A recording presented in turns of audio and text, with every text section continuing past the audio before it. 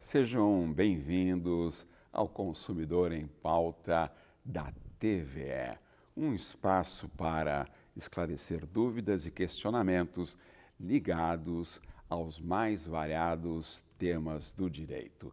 Se você tiver alguma dúvida ou questionamento, é muito simples. Mande um WhatsApp para 51 985 946 773 ou então por e-mail consumidoremPauta@tve.com.br. No programa de hoje estaremos tratando de direito do trabalho, recebendo o Dr. Paulo Dias, um especialista na área. Seja muito bem-vindo, Dr. Paulo. Muito obrigado, Gil. Um abraço para o pessoal de casa. Sempre um grande prazer participar do programa, Gil. Ok. Vamos então à primeira questão, Dr. Paulo. O senhor Juvenal, sou CLT e agora recebemos um comunicado da empresa de que atestados com mais de 3 passarão por avaliação pericial. Dizem que é para emissão de atestado de saúde ocupacional. Querem ver se o funcionário está apto ao trabalho conforme o motivo que foi apresentado no afastamento. Está certa essa conduta da empresa, Dr. Paulo? Seu Juvenal, depende. É muito estranho, né, fazer uma avaliação pericial de atestados com 3 dias. Depende por quê? Porque a empresa ela não só pode, como deve, zelar pela saúde dos seus trabalhadores. A questão de manter um ambiente de trabalho saudável e o trabalhador em condições.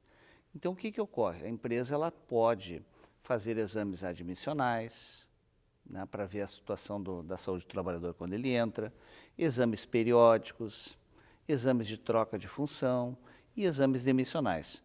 Isso é importante porque garante os direitos tanto do trabalhador quanto da própria empresa. A empresa precisa se proteger. Só que a empresa não tem como não aceitar um atestado médico válido. Se o seu atestado médico ele foi emitido por um médico credenciado, então, e mesmo que seja particular, a empresa não pode deixar de aceitar.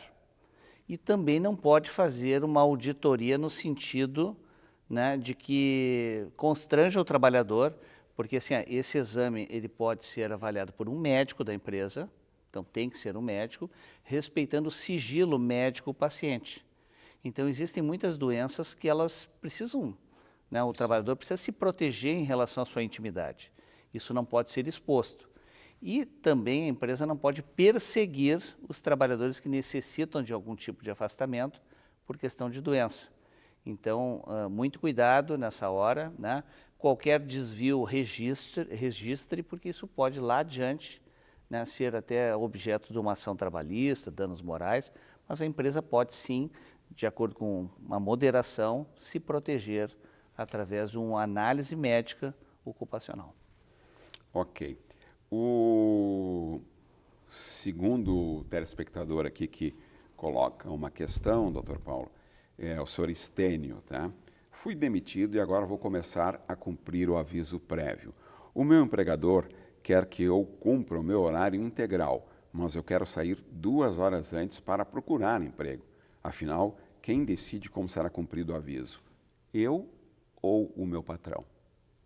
Sempre a escolha é do trabalhador. Artigo 488 da CLT. Por quê? Porque esse trabalhador ele pode optar em sair 2 horas mais cedo todos os dias ou sair uma semana antes do término do aviso prévio. Por quê? Porque esse trabalhador ele precisa se recolocar no mercado de trabalho. É uma questão até de dignidade humana, respeito à dignidade humana. Então, a sugestão que eu faço, se a empresa estiver resistente a lhe liberar 2 horas mais cedo, se for o caso, o senhor pode fazer por escrito esse requerimento. Na verdade, grande parte das relações trabalhistas do dia a dia, o trabalhador conversa com o empregador e está tudo certo. O trabalhador ele precisa se recolocar. Então, você pode mandar por e-mail, né, dos órgãos oficiais da empresa, ou por escrito e ficar com uma via assinada pela empresa sua, dizendo, eu quero sair uma semana antes do término do aviso prévio ou 2 horas antes por dia. E ponto, é pacífico. Se a empresa não respeitar a sua decisão, porque a decisão é sua e não da empresa, cabe uma ação trabalhista, cabe danos, uma série de fatores que vão ser discutidos na Justiça do Trabalho. Então, fale isso de uma forma amigável ou registre isso documentalmente e busque os seus direitos se a empresa insistir nesse equívoco. Ok. A próxima questão é da senhora Jussara. A empresa pode trocar o meu turno de trabalho mesmo que eu não queira isso? Jussara, essa é uma questão muito complexa e que nós temos observado direto nas relações nos últimos 10, 15 anos, né? A troca de turno do trabalhador. É permitida a troca de turno? É, desde que haja uma previsão no contrato de trabalho e desde que essa troca ela não lhe provoque prejuízo, sob pena de ser considerada uma alteração contratual lesiva, artigo 468 da CLT. O que é uma alteração contratual lesiva? Por exemplo, vamos supor que a senhora trabalhe das 8 às 18 horas, durante muitos anos, tá? Apesar de ter no contrato de trabalho ter essa previsão que poderia trocar de turno. Então a senhora se acostumou ao longo da vida, a senhora tem faculdade de noite, ou tem os filhos para cuidar à noite, e às vezes o empregador diz, olha, você vai ter que trocar de turno. Se isso for lhe causar prejuízo, diga que não dá, que não pode. Se a empresa insistir, porque isso acontece muitas vezes, né? Às vezes o empregador ele quer que o trabalhador peça demissão, ou ele quer perseguir, né? Como é que a gente vê a diferença entre a perseguição e uma situação normal? Tu tem no ambiente de trabalho, por exemplo, 20 empregados, vários com a disponibilidade ou não tendo algum tipo de impedimento. Aí tu tem aquele trabalhador que estuda à noite ou tem que cuidar dos filhos à noite, tendo outros colegas que possam fazer, não, mas o patrão quer que aquele trabalhador troque de turno de horário, tendo outros para fazer. Isso é uma perseguição. Isso pode ser considerado, inclusive, assédio moral nas relações de trabalho. Então, você pode registrar isso que está acontecendo e procurar um advogado trabalhista ou até formalizar por e-mail, pode ser até por e-mail, mande para os órgãos oficiais da empresa dizendo que você não pode trabalhar à noite, você sempre trabalhou durante o dia e que isso de fato vai lhe causar um prejuízo.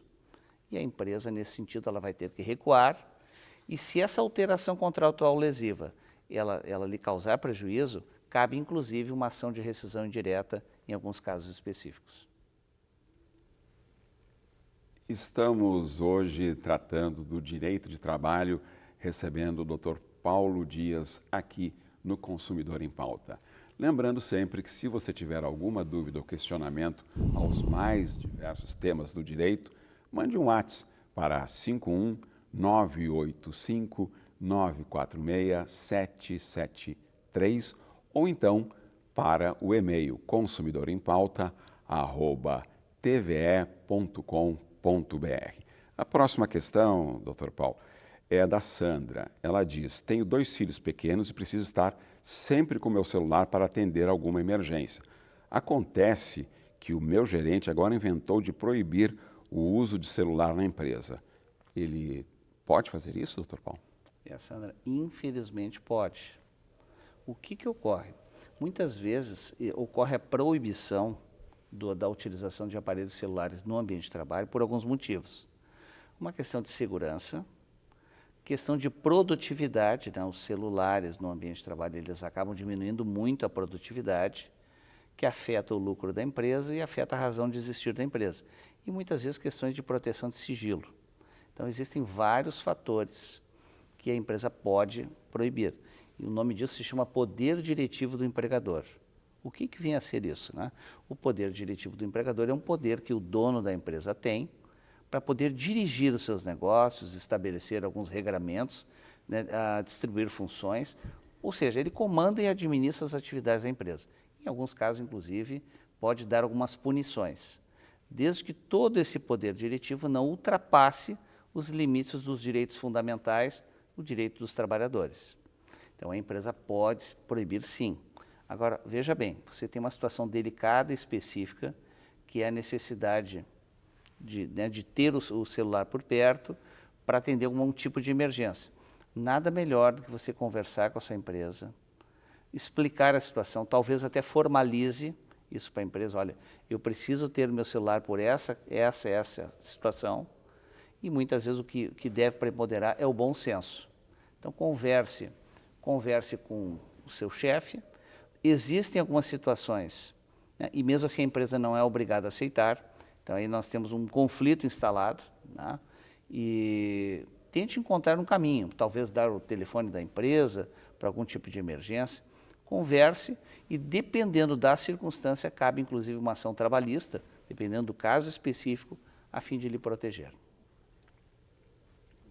A próxima questão é do senhor Atílio.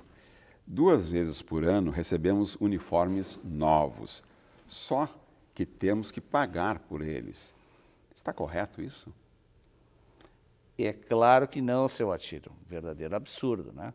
Se a empresa ela está obrigando os trabalhadores a utilizar o uniforme, a empresa deve fornecer esses uniformes de forma gratuita.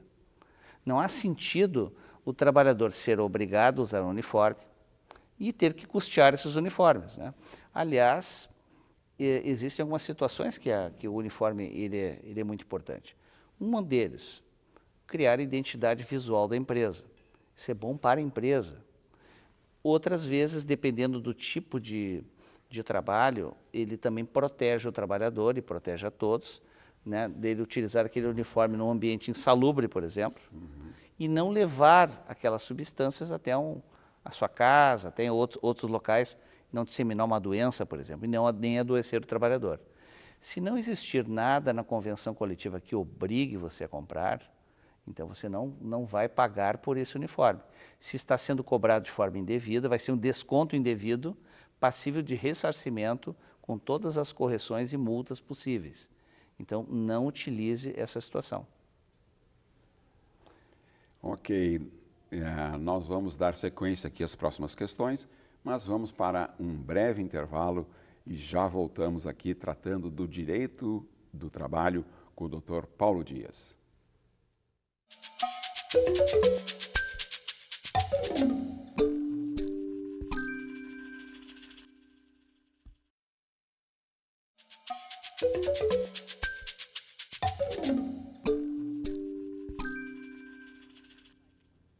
Estamos de volta com o Consumidor em Pauta, uma realização da TVE.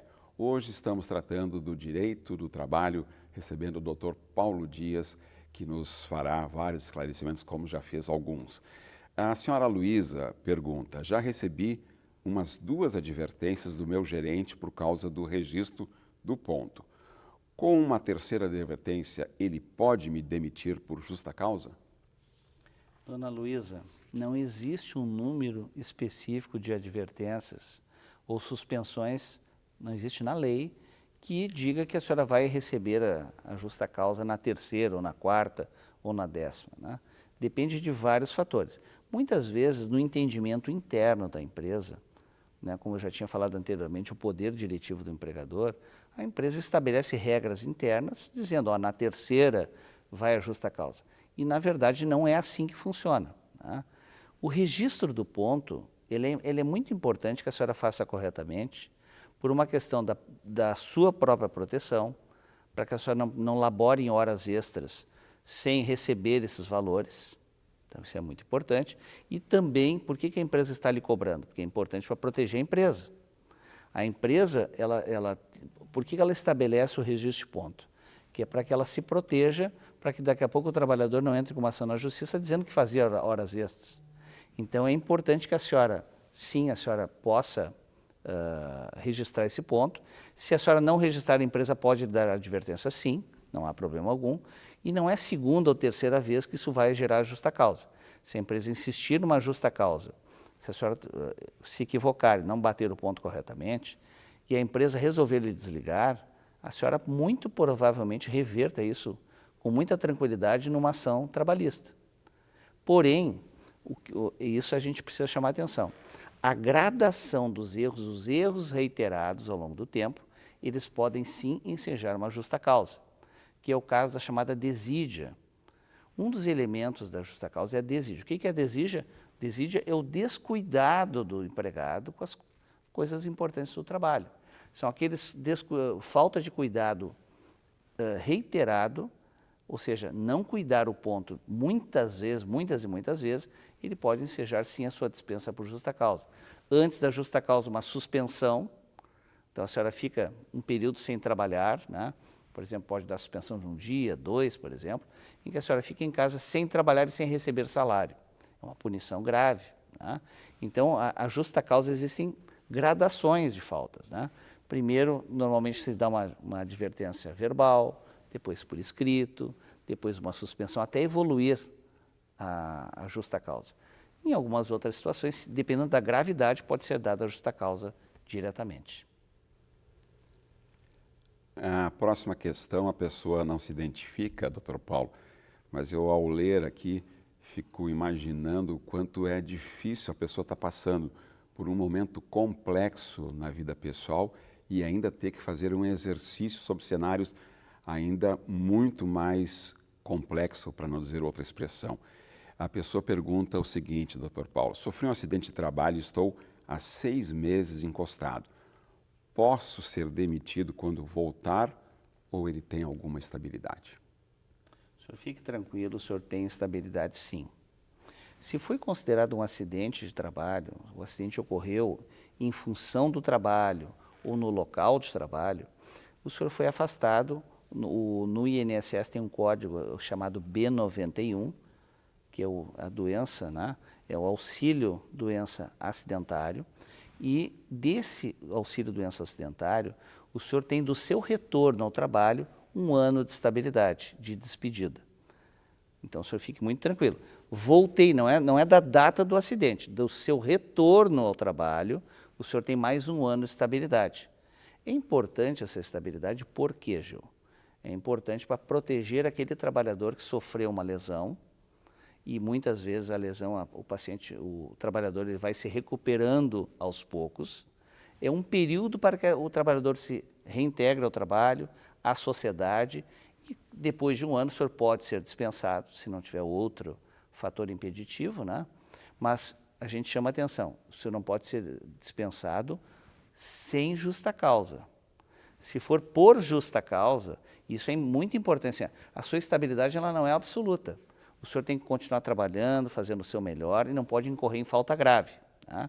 Daqui a pouco briga com todo mundo na empresa, e aí o senhor pode ser dispensado mesmo com a estabilidade. A falta grave, ela cria uma situação em que a sua dispensa é tranquila, mas não vai ser o seu caso, né? Então o senhor fique tranquilo, do seu retorno, o senhor vai ter um período para se recuperar, mostrar para a empresa que o senhor vai ser o melhor empregado da empresa e vai dar tudo certo. Excelente orientação aí, Dr. Paulo. A próxima questão é do senhor Juarez, tá? Fiquei de atestado por 14 dias. Ao receber o salário, vi que me foi descontado o adicional de insalubridade. Eles poderiam ter feito esse desconto? O que eu faço? Seu Juarez, é claro que não, né? A empresa está totalmente equivocada, né? Bom, o que vem a ser a insalubridade? A insalubridade é a exposição do trabalhador a agentes químicos, físicos e biológicos que podem prejudicar a sua saúde.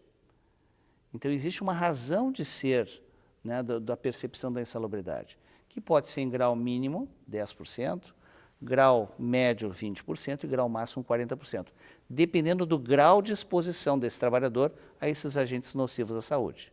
Pois bem, o senhor se afastou por 14 dias, o senhor não está com seu contrato suspenso.